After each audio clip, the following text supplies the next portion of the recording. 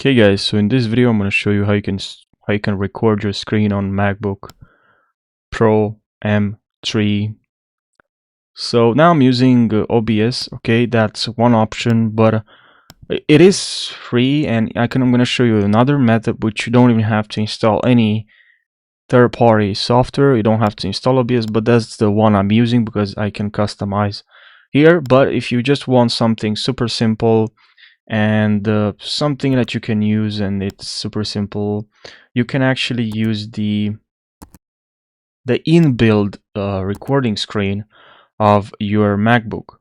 So what you're gonna have to do is to press on your keyboard. You're gonna have to press on your keyboard Shift Command and 5, and then if you click on that, this is what you should see, and that's great. I don't know if you can see that. Can you see that? Oh yeah. Oh yeah, you can see. So yeah, that's OBS, and this is the software that you have pre-installed on your MacBook, and is the screen recorder. You can select from here your microphone.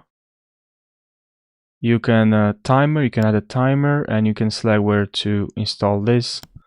Then you can select if you want to. Okay, I just pressed on because I wanted to. Now cancel. I'm gonna start again. So you can from here record the entire screen or record a portion, and then you can move this to select which portion you want to record, and then capture selected portion.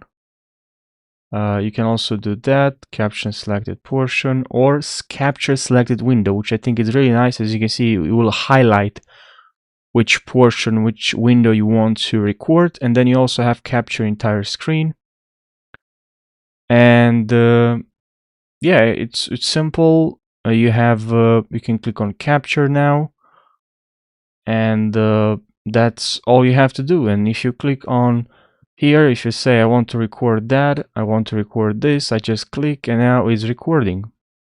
Actually, because I have this timer, now it's recording, and I will see the recording here.